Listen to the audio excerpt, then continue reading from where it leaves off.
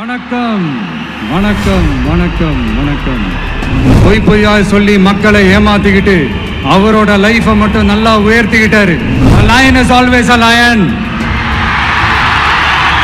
சிங்கம் தனியா வந்தாலும் தண்ணி காட்டிடும். இது சும்மா மொரட்டு கான்ஃபரன்ஸ்லாம் சொல்லல.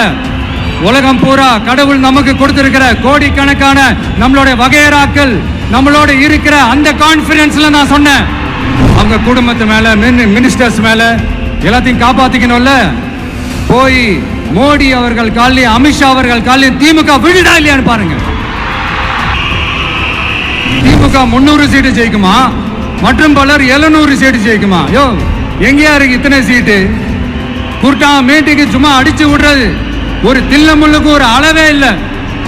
மிகப்பெரிய விசில் அலையா இருக்க போற இந்த எலெக்ஷன், வாகை சூடும் வரலாறு திரும்ப போற இந்த எலெக்ஷன்,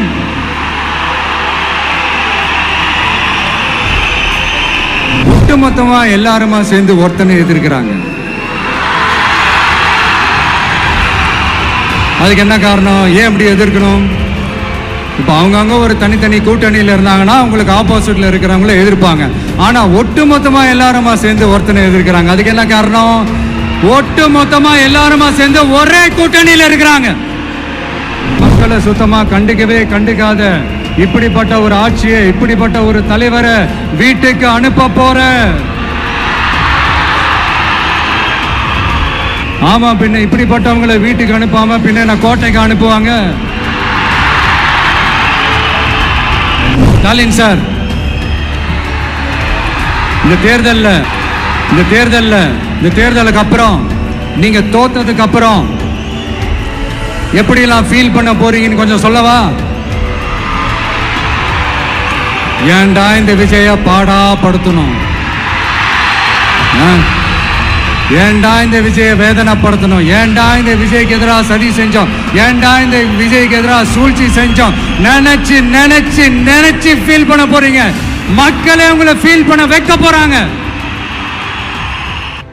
வாழ்க்கை ஒரு வட்டம், இங்க ஜெயிக்கிறவன் தோப்பான், தோக்கிறவன் ஜெயிப்பான் என சினிமாவில் விஜய் பேசிய இந்த வசனம் இன்று தமிழக அரசியலில் நிஜமாகி இருக்கிறது.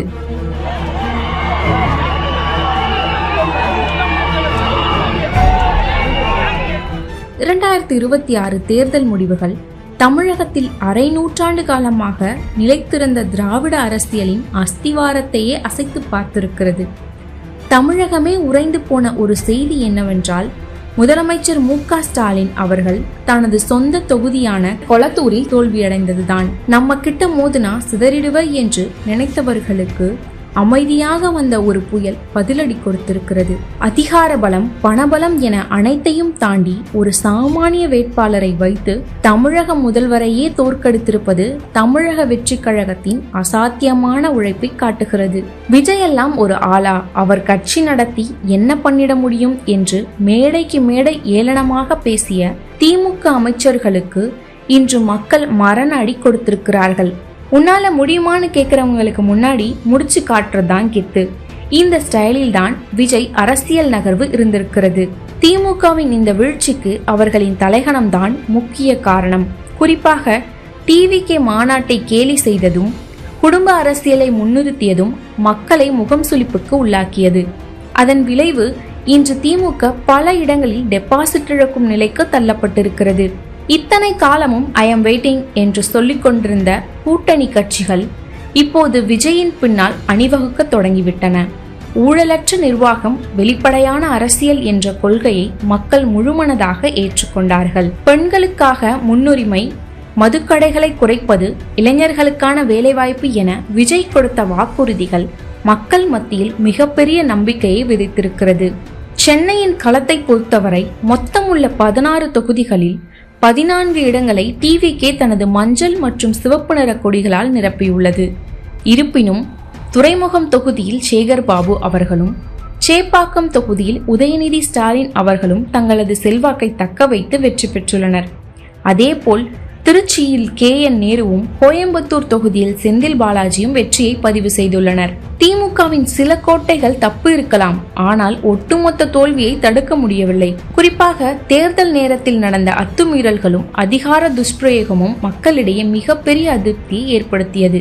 அதிகார திமிர்காட்டி எங்களை மிரட்ட நினைக்கிறீர்களா என்ற மக்களின் கோபம் தமிழகம் முழுவதும் திமுகவிற்கு எதிரான ஒரு அலைவீச காரணமாக அமைந்தது. இந்த தேர்தலில் மிக சுவாரஸ்யமான தருணம், திருப்பத்தூர் தொகுதியில் பெரிய கருப்பனை எதிர்த்து போட்டியிட்ட டிவிகே வேட்பாளர் வெறும் ஒரே ஒரு ஓட்டு வித்தியாசத்தில் வெற்றி பெற்றதுதான். வெற்றிக்கும் தோல்விக்கும் ஒரு நூலிலைதான் வித்தியாசம் என்பார்கள். அந்த ஒரு ஓட்டுக்காக உழைத்த ஒவ்வொரு தொண்டனுக்கும் இது கிடைத்த மிகப்பெரிய அங்கீகாரம். தலைவன் உருவாகிறது இல்லை, உருவாக்கப்படுகிறான். அப்படி மக்களால் உருவாக்கப்பட்டு ஒரு புதிய தலைவனாக இன்று கோட்டைக்கு நுழைய போகிறார் விஜய். ஸ்டாலின், உதயநிதி ஸ்டாலின், சேகர் பாபு, நேரு என ஜாம்பவான்கள் ஒரு பக்கம் இருந்தாலும் மக்களின் தீர்ப்பு மாற்றத்தை நோக்கியே இருந்திருக்கிறது. சட்டமன்ற தேர்தலில் தவேக தனிப்பெரும் கட்சியாக உருவெடுத்துள்ளது. அதே நேரம் பெரும்பான்மை கிடைக்கவில்லை. 108 தொகுதிகளில் தவேக வெற்றி பெற்றிருப்பதால் ஆட்சி அமைக்க இன்னும் அந்த கட்சிக்கு 11 வேட்பாளர்களின் ஆதரவு தேவைப்பட்டது. இதனால் தங்களுக்கு ஆதரவு அளிக்குமாறு தவேக காங்கிரசுக்கு அழைப்பு விடுத்தது. இதனை ஏற்றுக்கொண்ட காங்கிரஸ் தமிழகத்தில் நிலையான ஆட்சியை வழங்க தவேகவிற்கு நிபந்தனையற்ற ஆதரவு அளிப்பதாக தெரிவித்துள்ளது. வரவிருக்கும் உள்ளாட்சி தேர்தல்களிலும் தவேகவுடன் இணைந்து களம் காண காங்கிரஸ் முடிவு செய்திருக்கிறது. கிராமப்புற மற்றும் நகர்ப்புற வாக்கு வங்கியை ஒருங்கிணைக்க இரு கட்சிகளும் திட்டமிட்டு இந்த முடிவை எடுத்துள்ளது. அது மட்டுமல்லாமல் 2029 லோக்சபா தேர்தலின் போதும் தவேகவுடன் கூட்டணி அமைப்பதோடு ராஜ்யசபா தேர்தலிலும் தவேக வேட்பாளர்களுக்கு ஆதரவு அளிக்கப்படும் என காங்கிரஸ் கூறியுள்ளது. இதனால் தவேக மற்றும் காங்கிரஸ் தொண்டர்கள் உற்சாகமடைந்துள்ளனர். காங்கிரஸ் தலைமை அலுவலகத்திலும் இனிப்பு வழங்கப்பட்டு பட்டாசு வெடிக்கப்பட்டது. சொன்னதை செய்வாரா இந்த புதிய முதலமைச்சர்? தமிழகத்தின் தலையெழுத்தை மாற்றி எழுதுவாரா? அடுத்து வர 5 வருஷம், அது என்ன 5 வருஷம், அடுத்து வர எல்லா வருஷமும் நீங்க சொல்றத நான் கேட்கிறேன், நீங்க சொல்றத இந்த விஜய் கேட்பான். கான்பிடென்டா இருங்க, நல்லதே நடக்கும். வெற்றி நிச்சயம், வெற்றி நிச்சயம், வெற்றி நிச்சயம். மீண்டும் சந்திக்கும் வரை, மீண்டும் சந்திக்கும் வரை நன்றி, வணக்கம்.